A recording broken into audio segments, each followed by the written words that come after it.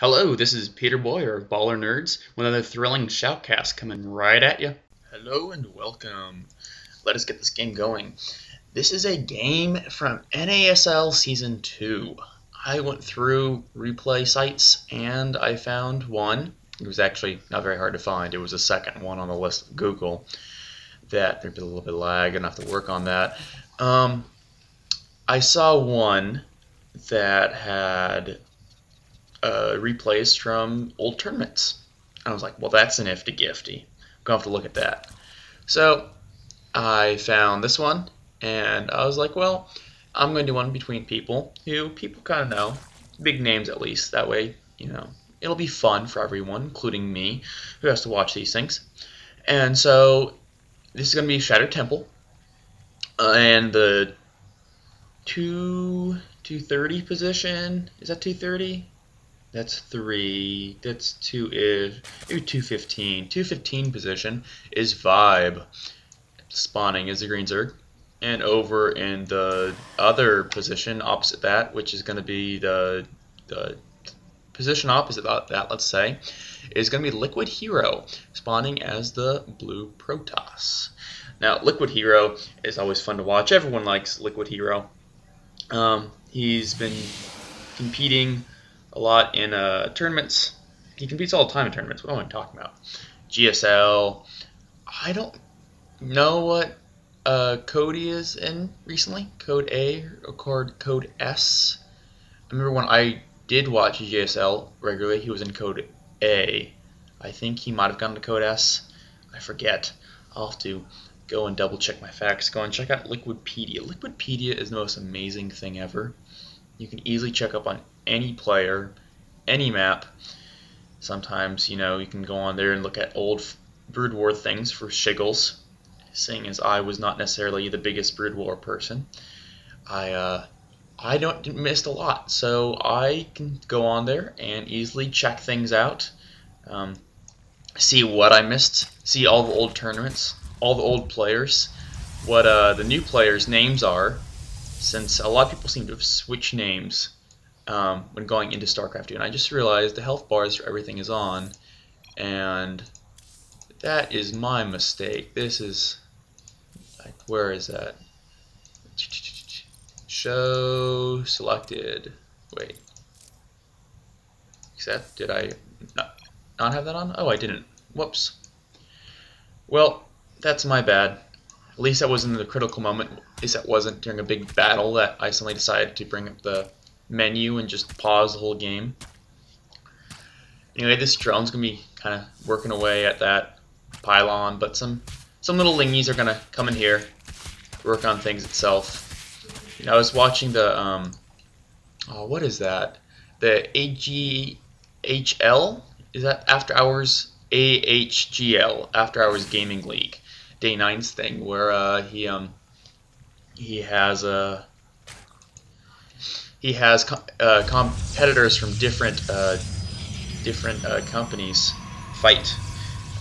For instance, not Fight Club. That'd be pretty awesome, though. I'd say Google and Facebook beating the crap out of each other would be pretty entertaining. But I'm talking about StarCraft, of course, and I was very happy to see Google take out Facebook. Seeing as while I use Facebook, I'm not the biggest fan of it, as it definitely does eat away my time. I'd much rather see Google win that. I don't know exactly who is in the champion spots, but I know it's mostly companies I know. I think Nvidia's in there. I know Facebook and Google's in there, of course. Of course, Zynga's in there. No one likes Zynga. I don't even know how they get good at StarCraft. They're too busy just kind of farming and stuff. I don't know. And there's actually going to be a third all the way over here for Vibe. It's going to be in the bottom 6. I'm going to stop trying to do the number things with the different positions, since I'm always a bit unsure about that. Let's just say that's 6. That's 545, 550. That's close enough to 6. It's gotta be. And there's lots of drones coming in. Let's bring up the production tab. That is a ton of drones. I don't think he's built any actual units yet, other than queens. And there's going to be a pylon up at the top here. Oh, nope, he does have these 2 zerglings. I forgot about those. I think he built 2 before that as well. And does he have Warp Gate? It's not close to done, so this Zergling is going to be able to pick off this this pylon before Warp Gate comes around. Maybe not. Is he going to miss that pylon? That would be that'd be pretty bad if he missed that. We'd spawn some guys right here, right here. He does know about this, right? Yeah, he does. Okay. I was about to say, that would be horrible, bad news bears all around for him. And there is some early Zealot Stalker pressure pushing out. A lot of Protoss players usually like doing some Zealot Stalker pressure at the beginning. You get the Zealot out, you get your Stalker out. The Stalker then takes care of the scouting worker, and then you're able to kind of push around with it. You're able to push out, just scare, usually just for the sake of scaring the Zerg or Terran or Protoss, I guess. Scaring them, forcing them to build some things they might not want to build. Especially helps against Zerg as you have the choice between building Zerglings or drones, and this is a nice little place to put these two guys. So it's very hard to get us around. You can, and if you try to get us around on the stalker from here, the Zealot's going to destroy you. And of course, Zealots are amazingly good at taking down Zerglings. But both of those units are going to go down. No biggie. Another Queen is out for Vibe. I don't know if he's going to send this Queen. Oh, and there's a warp in this pylon. Was that pylon actually taken care of? Because there's a pylon there now. I'm not sure. That's pretty bad. And while this force is definitely going to be cleaned up eventually, he's going to position himself in such a nice way, again, to make sure, oh, maybe not. He got caught in the middle of it. He wasn't able to totally position himself exactly how he wanted to be. And his Zealots are going to pick off a lot of this, but it's not going to... maybe that was about as much as he could have picked off.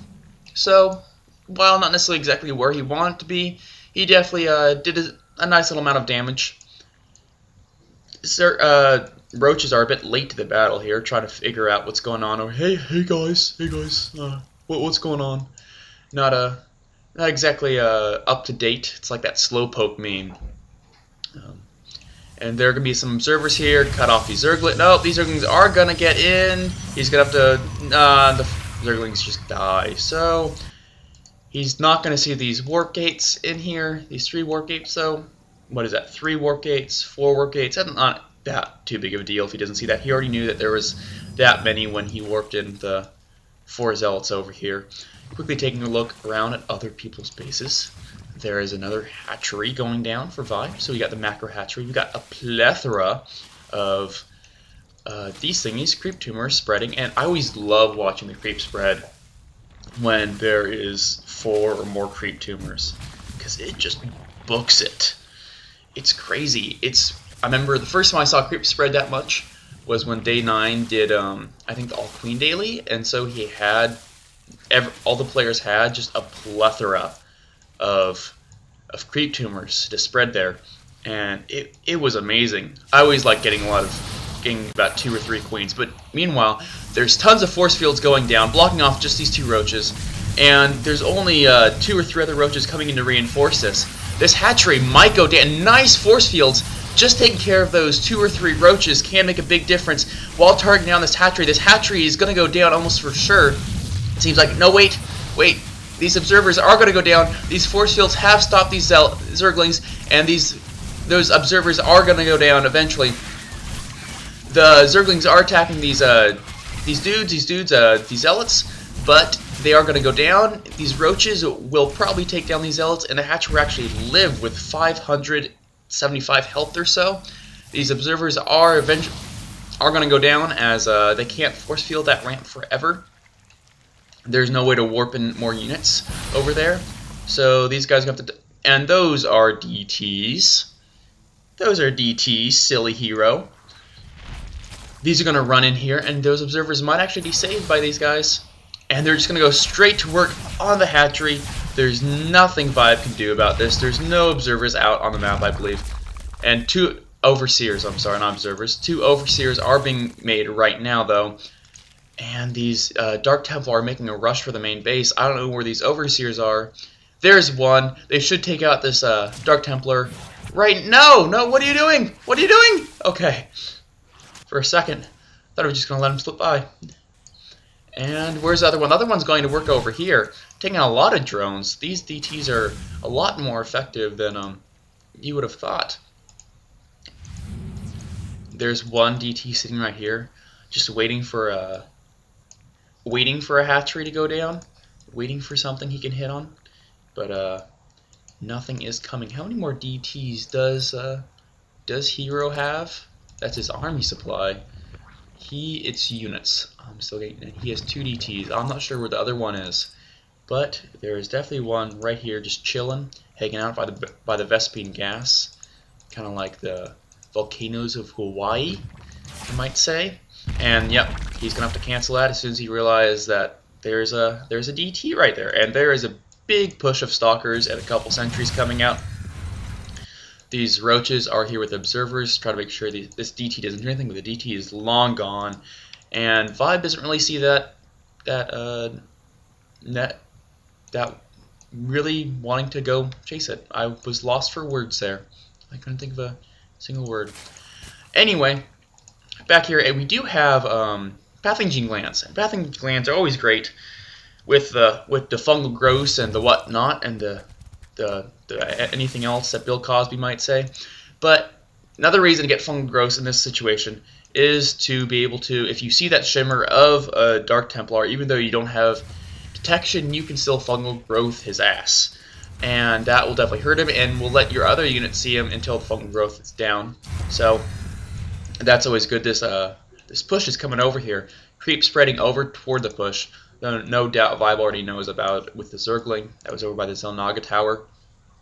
Meanwhile, 3 infestors are coming out, along with Hive. A Hive is going to start coming out. So we are going to start getting Hive tech. The question is, what is that Hive tech going to be? Most likely Brood Lords, because there is a Spire going down right here. You don't see Ultras too much, which is a shame, and I'm hoping that the Heart of the Swarm will fix that. Heart of the Swarm, of course, is implementing the mechanic where Ultralisks will be burrowing and then charging in the underground and then popping up again to get Ultralisks past your own units to your enemies, as the UI and also just the bulkiness of the Ultralisk will get stuck on your own units and a lot of other things, and that's extremely annoying, especially when you've invested in so much. And these Zerglings are going to have to run back quickly. Couple kills on those Zerglings, nothing too big. But the Ultralisks are always really annoying when they do get caught on each other. Get caught on your own units, get caught on the terrain, and they're just too big and bulky to move around. Anyway, Adrenal Glands is going down for Vibe, and that's always a fun upgrade. You do see a lot of Zergs, remember, going to get that more and more now, and it's always a great upgrade to get. About 5